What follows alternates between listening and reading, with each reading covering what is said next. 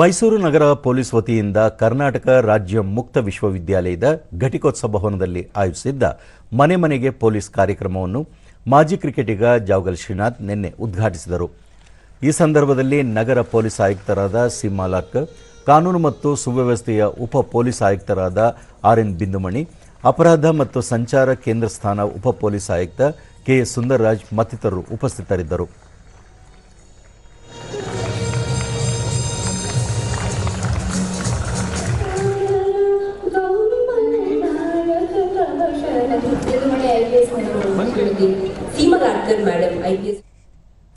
ಬಳಿಕ ಜಾವಗಲ್ ಶ್ರೀನಾಥ್, ಮನೆ ಮನೆಗೆ ಪೊಲೀಸ್ ಅಭಿಯಾನದಿಂದ ಸಾರ್ವಜನಿಕರು ಮತ್ತು ಪೊಲೀಸರ ನಡುವೆ ಉತ್ತಮ ಬಾಂಧವ್ಯ ಬೆಸೆಯಲಿದೆ.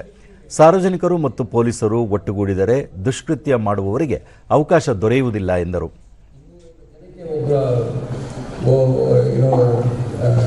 ಒಬ್ಬರು ಪೊಲೀಸ್ ಮೆನ್ನ ನೀವು ನಾಮಿನೇಟ್ ಮಾಡ್ತಾ ಇದ್ದೀರಾ, ನಿಮಗೆ 250 ಜನದ ಹೆಸರು ತಿಳ್ಕೊಳ್ಳೋಕೆ ಕಷ್ಟ ಇರ್ಬೋದು. ಬಟ್ ಆ 250 ಮನೆಗಳಲ್ಲಿ ಯಾವ police is responsible for my house ಅಂತ ಅವ್ರ ಬಾಯಿ ಬಂದುಬಿಟ್ರೆ I think this office successful. Seema Larkar, ಈ ಅಭಿಯಾನಕ್ಕೆ ಸಾರ್ವಜನಿಕರ ಸಹಕಾರ ಅತಿ ಮುಖ್ಯವಾಗಿದೆ. ಬೀಟ್ ಪೊಲೀಸರಿಗೆ ಕ್ಲಸ್ಟರ್ ಮಾಡಿ ಒಂದು ಕ್ಲಸ್ಟರ್ನಲ್ಲಿ 40ರಿಂದ 50 ಮನೆಗಳನ್ನು ಯೋಜಿಸಲಾಗಿದೆ.